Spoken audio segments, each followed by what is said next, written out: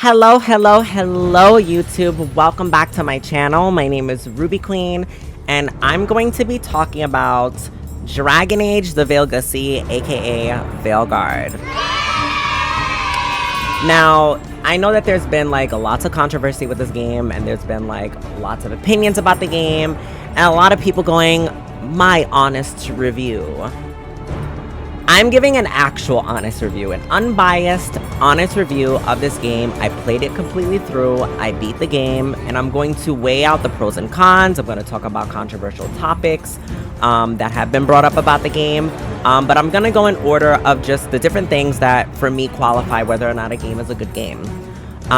If this is your first time here on my channel, my name is Ruby. I play video games in general, and I like to talk about them.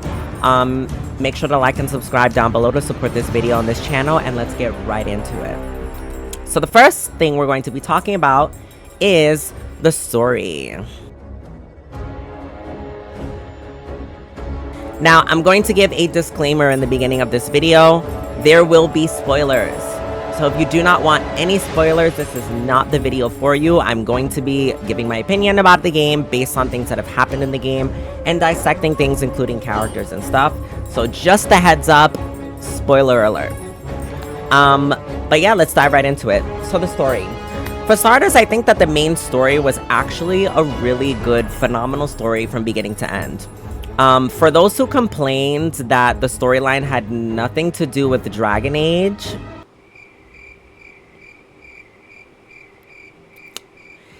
yeah, I'm pretty sure they never played the game, or they just never played a Dragon Age game to begin with. While there are some plot lines that need to be expanded or continued, this game takes place not long after Inquisition, and it has massive connections to Inquisition, as well as filling these big, massive holes in Morrigan's plotline and her mother's plotline. Finally, we understand plot now and lore of that. We also expanded a lot in this game. And I appreciate how the overall world lore of the Dragon Age universe was finally explained, like the Blight. We know what it is and where it came from. We know about the Titans. We know about the Dwarves. We know about the Elves. Down to a T. Like, they tore this apart, they put it all together, and they said, this is the overall world lore for you. And I very much appreciate that. And then it all ties into the ending each of the games by introducing a new villain. On a sidebar, it was also super refreshing not to talk about the Chantry. I'm so sick of the Chantry. I am so sick of the Templars. I am so happy this is the first game they didn't talk anything about them except for like one character who was irrelevant. Very refreshing to have just a new world, new environments, new places to explore, different cultures, different people, different characters. Super refreshing to keep the main story going, expanding on Solas's story, and then bringing in a bunch of new stuff to kind of complete Northern Thetis, because we'd never been to the northern part of the world yet. So for me personally, the story made complete sense, was very well thought out from beginning to end, and definitely has its place as a Dragon Age game, considering everything that I just spoke about before. So I'm going to give 10 out of 10 specifically for just the story. We could kind of throw graphics in there if you want to. Super short, graphics were breathtaking, looked really good, did an amazing job. 10 out of 10 on that aspect. However, the art style is a different conversation. The art style they chose was an interesting choice. Overall, I do think the art style is very different from the previous games. I personally prefer the original art style because it felt more mature to me, versus this like hybrid of like a cartoonish, mature kind of like style that they were going for with the models. I mean, preferentially, like, I'm gonna give it a 7 out of 10 just because I preferred the more mature art style of the previous games. But not only just that, the reason why I gave it a lower rating is because it really just doesn't fit the overall theme of Dragon Age. The overall theme, especially in Veilguard, if you have played Veilguard, you can definitely understand what I'm talking about. It's very serious and very depressing. And so at points, the art style kind of can break that immersion when the characters look a little too cartoony. It just doesn't really fit. Also, I do feel like the models themselves, even if they chose this style, need a little work.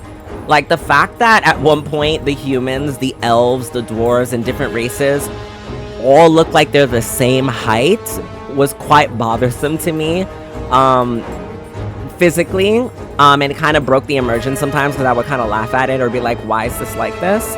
But again, this is just opinion based. It's not a deal breaker. It doesn't pull anything from the game. The game was super good regardless, even with this art style. I just preferred the older art style. And to jump into it, I'm not going to create a category out of it, but the music and the audio, chef's kiss. Did a great job, helped me get very immersed in the game, was very riveting, especially at high and pivotal moments in the story. So definitely loved the music and the audio. Now we're going to start jumping into some things. So I gave some pretty good ratings for the story and the, the graphics of the game. But the characters we're going to jump into now, and I'm going to give the most unbiased and fair opinion about that. So the characters, they actually take you by surprise. I loved the whole cast to an extent. I will say it does take a while to get into the characters. They have a very slow start, and I understand why. These are brand new characters in a brand new part of the world that we haven't been to yet. So I do understand why they took time like getting into it. So there is a slower pace at the start. But once that ball gets rolling, it gives, okay? It gives and it gives and it gives. That story just gives. Every character, every plotline was super engaging. And it also expanded as you went on their stories, on their cultures, their storylines. And it really felt like I was playing their own, like a whole separate game, because they have final battles with them as well. You can romance every single character, and they're not just random characters that you just pick up along the way that just like so happenly, like, no, they're purposed. Like, they make sense. They have stories that intertwine with the bigger story as a whole. And so for me, I'm going to give it an 8.5 out of 10. The reason why I didn't give it a full 10 is it would have been a 10. But yes, here it comes. The conversation that many people have been talking about is Tosh. Yes, I said it. And in the DNI section later on, I will talk about my opinions about that. However, what I will say in the character section, they flopped. They flopped because they poorly executed their character as a whole. And once again, however, they are a very small portion of the game in regards to the side plots. And the best part about this is you don't have to explore it. It's optional, which is why I think it's so baffling to me that everybody and their mother wants to run their mouth in bigotry about how much they hate this when it's optional. You don't even have to explore it. It's not a part of the main story. It doesn't matter. Unless you want their character to be a Veil Guard, which a lot of people very much made it clear that they don't want them to be a Veil Guard, you don't lose anything major. Unless you want 100% the game or get the Veil Guard aspect, which in turn, yes, spoiler alert, can save a character's life in the end of the game. However, it's still optional. You don't have to learn their whole background and all their stuff in order to become a Veil Guard, because they give you a lot of points for them. But we'll jump into that later on and dissect that. I gave it an 8.5, but the reason why I didn't get the 10 was because of Tasha's character. And so, jumping into that later, we're going to talk now about gameplay.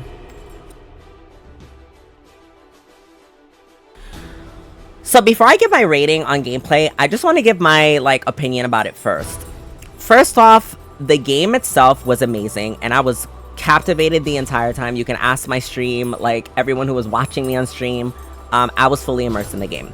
However, I do personally miss the CRPG aspect of the game, and all of the previous games. I wasn't expecting this new style of combat when I was jumping back into it, but I get that the company wants to cater to a bigger audience and whatever. Okay, yeah, we get it. Fine, etc., etc. That being said, the gameplay is similar to God of War. If you choose a mage class, it's kind of similar to the Hogwarts game that came out. And it was really good, very engaging. My only pet peeve was the party system. Anybody that knows me knows I am a sold-out, devout fan of RPGs. Love JRPGs, love RPGs as a whole. I love leveling up and grinding, and I love traveling the world, collecting random party members to save the world. I love the typical story of that. And so me, I'm a little bit anal about different parts of party systems. For me personally, I love to control my party members that I worked hard to get. I like leveling them up individually and having control of them in combat. But this game takes the other take on, which is like partial control. So your characters in this game are going to be, in this party system, AI'd. So you won't have control over them physically. They won't have any health bars. They'll just be assisting you in your battles. You can, however, level up their skills and choose the skills that you want them to learn and how those level up. And you can also pick who you want them to target in combat and even execute skills with cooldowns. So it's like limited control. It's not really my preference. However, it still was a great and a very well executed gameplay style. So nonetheless, it gets a 10 out of 10 for gameplay. That was just my preference, but it didn't take from the fact that this was the style they chose and they gave it all the energy they needed. It was very well done, very dynamic, very engaging. Chef's kiss to the gameplay. Now let's jump into diversity and inclusion.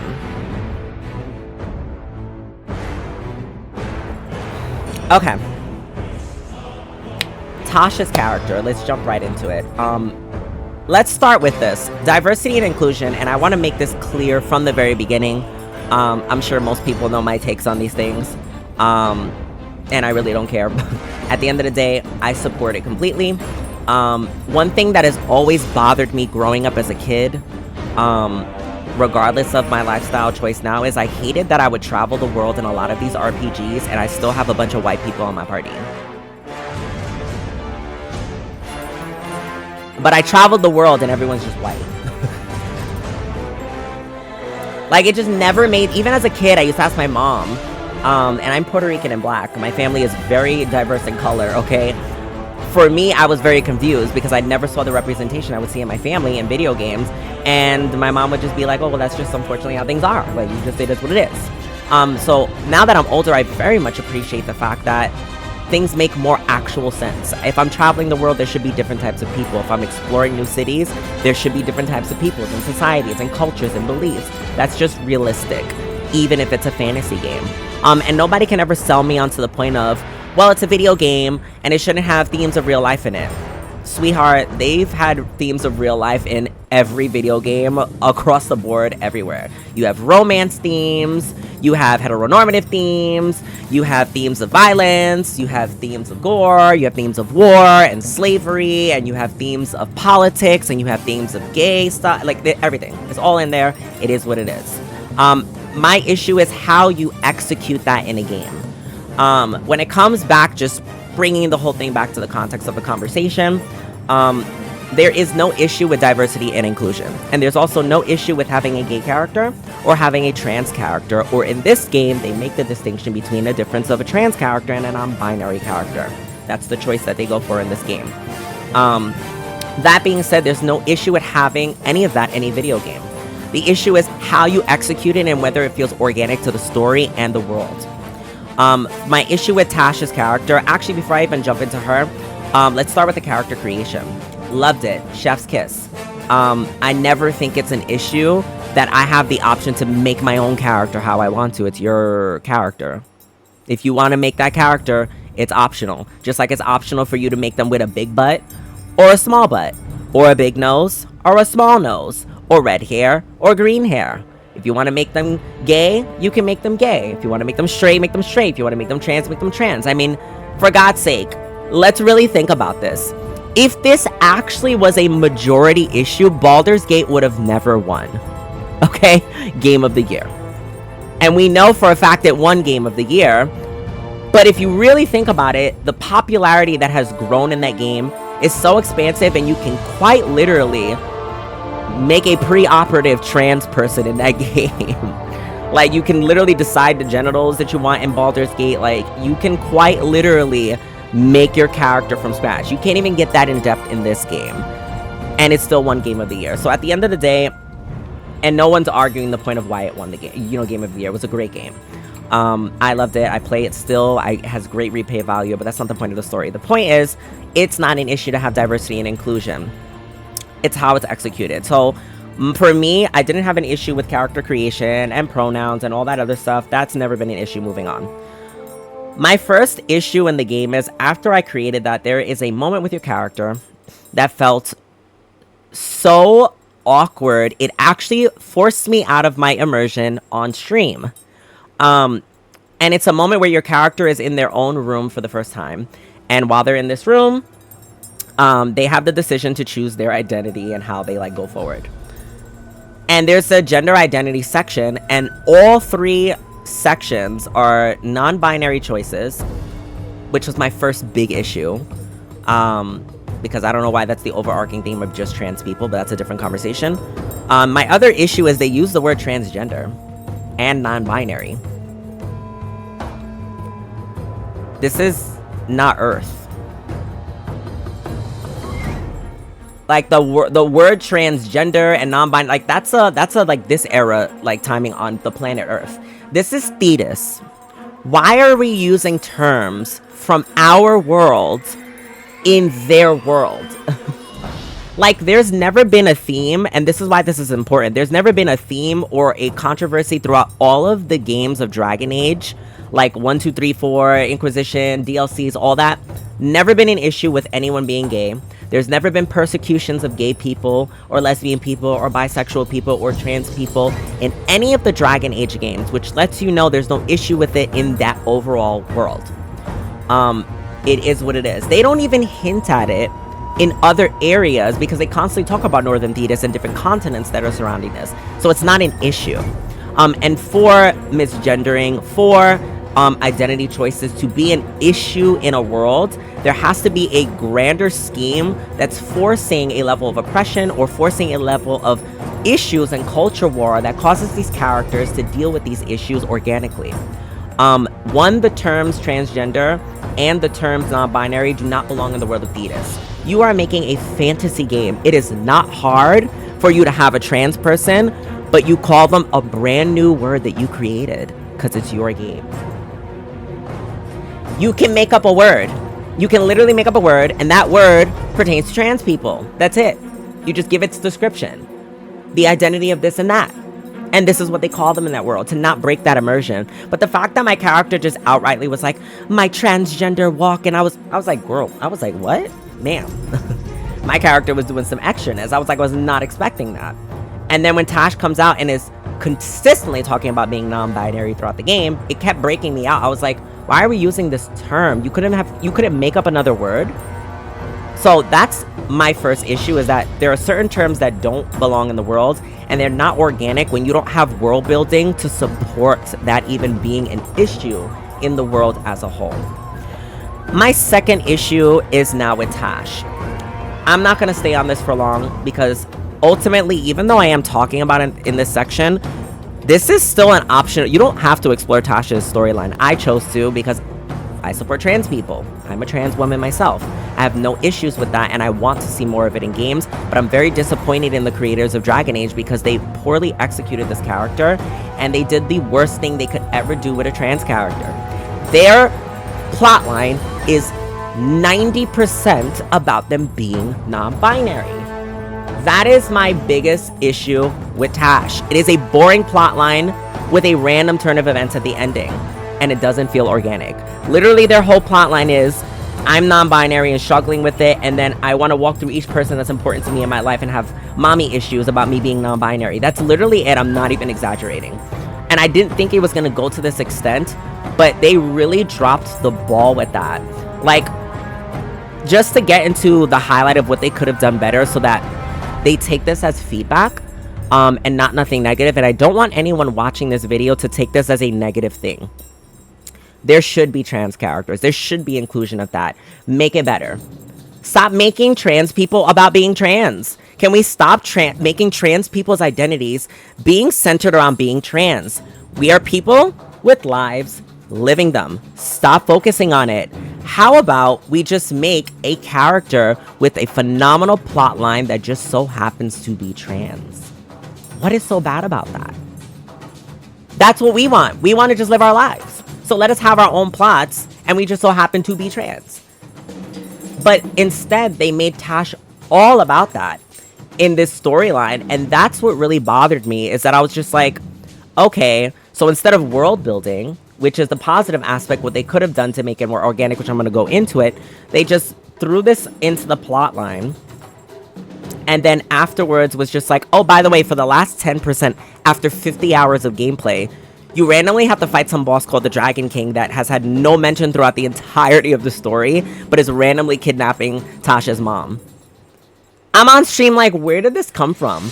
Like, literally out of left field, this man pulls up and kidnaps her mom. And I'm just like, sir, who, where, when, why, who? Huh? So, like, very poorly executed, very boring plot, and super random towards the ending. Now, on the flip side, this is what they could have done to fix Tasha's plot.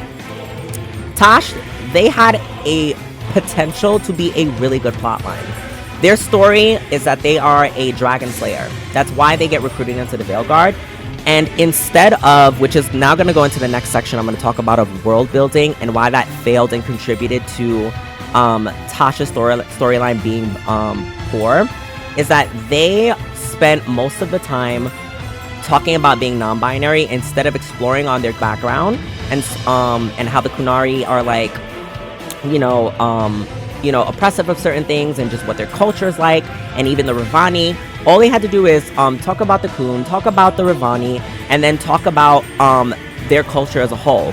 Make an actual town for them. Make a civilization. Let me explore some of the quests. Let me see their religions. Those types of things contribute to a player digesting easier the idea of the struggle with a character that's happening. But instead, we got none of that, which is now how I'm going to segue into world building and my feelings.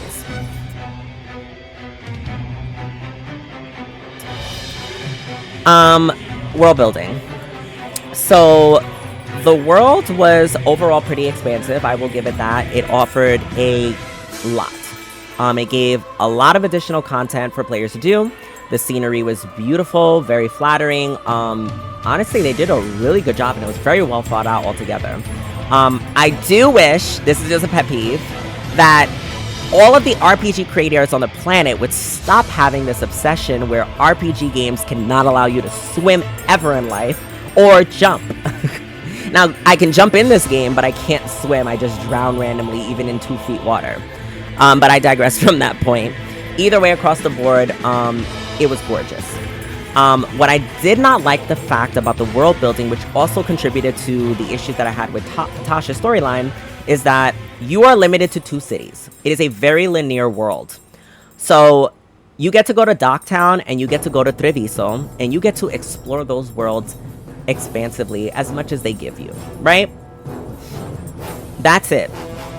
The rest is like 2 houses that they call a city, and the other one is like a dungeon. So you go to the Necropolis, it's basically a dungeon with like one little square that has like people that are staying there, and then the rest is just dungeons, right? Then you have the House of Valor, which is quite literally one house on a cliffside, and that's Ravani. And I can continue on with all the other locations of the characters, but again, they're all the same. They're not expansive at all. It was very lazy. Very, very lazy, and it was very epic. One pride and joy for me about Dragon Age is that when I look at the other games, I could immerse so much in the worlds because let's use the Dwarven City. Beautiful. Beautiful. The first time that you go to Orzammar, they got the upper city that you can't even have access to because that's the upper echelon people. You're in the lower city. Then there's the one even below that where the slums are. Then you have the deep roads, and so much for you to explore. You can talk to different NPCs, go to shops, accept quests, and some of those quests don't even connect to each other. Sometimes it's just about the horrible things that are happening to paint the picture of the culture and paint the picture of the society and immerse you into what's happening in the world, especially when they're going through the slavery in Dragon Age and dealing with the slurs and dealing with the oppression and dealing with the Templars and dealing with the elves and the mages and dealing with all of those contrasts of power and stuff.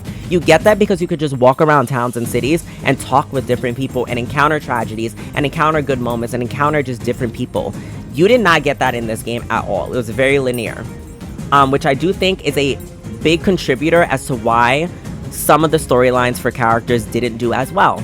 Because if we had that exploration opportunity for the Kun and for the Ravani people, then we might have actually understood Tasha's background and why that came in, and it would have made it more organic to the story. That being said, They still do have world building and they do expand on it. It just wasn't as, I would say, prosperous as it could have been. So I'm going to give that a 7 out of 10 as well. And then finally, the big moments that most people really are shredding this game apart for, because if we're being honest, Tosh, their storyline really did not matter in the grand scheme of the argument. It was the dialogue. The dialogue finally was the big quote-unquote issue of Dragon Age. And before I get into it, I will say, yes, there was issues with the dialogue. But no, they were not that big of a deal. Like, they do not take away, in my opinion, from the game or the experience, unless you only play games in general for just dialogue. Or if you hold dialogue to the standard of all things for you, that it has to be the best of the best. There are moments that are funny, because the dialogue is poor. But then there's also moments where you choose to say something and then the character doesn't say it at all. So I do admit that, and I do recognize that. However, these are not consistent issues throughout the whole game, nor do they really overall break the immersion from the game. It's one thing to view someone online, like, talking about this, or even watching them play the game, but it's also very easy to tear apart the game as you do that, because you're not really putting any work, you're just watching someone else do it. But it really is another when you're playing the game yourself and immersing yourself, and then seeing whether or not this aspect is that bothersome for you that it makes the game bad. So for me, in regards to this subject, I've seen a lot of comparisons to Baldur's Gate, and I'm not sure why. That's a completely different game that also had really bad dialogue moments as well, and still won Game of the Year. I just think we need to stop the obsession as the gaming community of comparing every single game to the best of the best in genres, when that is statistically unrealistic to have as an expectation. Like, you want people to produce more good games, but in reality, that opinion is not going to make more good games happen, because you're just not going to enjoy anything that's going to come out. Like, in a nutshell, it's counterproductive. It's okay to just let a game be exactly what that is. Its own. Like, let art be what it is, and let it be judged on just what that art is. Not every piece has to be compared to the Mona Lisa. That art is deserving to just be itself without being good enough to be a Mona Lisa. It's actually kind of cringy when we constantly compare to the best of the best. Like any open world RPG, we have to compare it to Elden Ring. We have to compare any type of open world sandbox to Legend of Zelda, and we have, like, stop it. Enough. Okay, it doesn't detract that the dialogue needs to be fixed. Yes, it is bad, but it's not absolutely horrible. Stop formulating your opinions on what people say about the game. Instead, play the game yourself. That's going to be my opinion and take away from this. If you truly, really, like, care that much about dialogue, then it is completely fair to say that a lot of it really just broke you out of your immersion. But to say that the game is bad overall as a result, absolutely not. That's a bit dragged. Now, in the end, I'm still going to rate it a 7 out of 10 for the dialogue. I do think that the dialogue could have been better, but overall it wasn't horrible, and it didn't break me from my immersion. So, before I give my final rating of Dragon Age, I really need to make sure that I get this out, because this is the one thing that actually pissed me off about this game. So much so that I literally was gonna drop the game because I thought it was so bad. And it doesn't take away from the overall rating. It actually just felt disrespectful as a player. It's literally, and this is a spoiler, massive spoiler alert, I'm specifically referring to the party member death that is unescapable. And I'm just gonna vent on this for 1 second. I have no issue with you killing off a party member. I have no issue with plot deaths, and I have no issue with the build-ups for that. What I have an issue with is you outrightly lying to me and having me as a player waste 50 hours of my life on maxing out this game for you to still lie to me and kill the character anyway. That is disgusting. Period, point blank, and I don't care. I'm someone that is passionate about characters and games, and I get very immersed in these games. And one thing I hate is when you tell me in bold exclamation points that, oh, if you do this, we will not do this. There's literally a moment in the game where the characters are like, we're under-leveled and we can't do anything. And the game literally opens up and says, your characters are not focused. They need to become Veilguard members or they will not be prepared for the final battle and can die.